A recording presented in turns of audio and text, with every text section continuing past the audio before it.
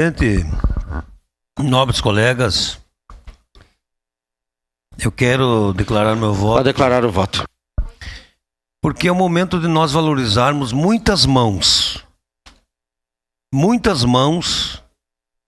que inclusive teve a participação do secretário do PSB, Paulo Damer, e eu por muitas vezes estive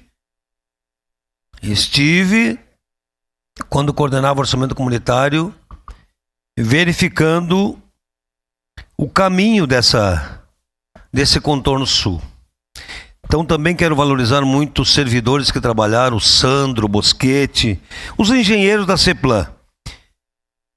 É uma obra de extrema importância para toda aquela região, e eu lembro quando construímos o centro comunitário do Kaiser, que por ali não tem acesso a toda aquela região, Arcobaleno, Bom Pastor, São Caetano, que é uma região que cresceu muito. E que bom que nós temos colega Bressan trabalhando, se dedicando.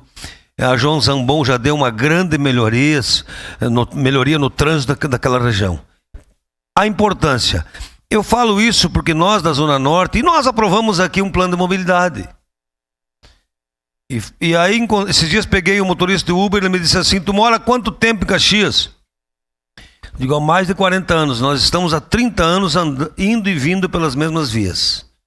30 anos indo e vindo pelas mesmas vias. Ontem estive na Mário Lopes e olha, precisamos muito que a nossa mobilidade dê outros caminhos.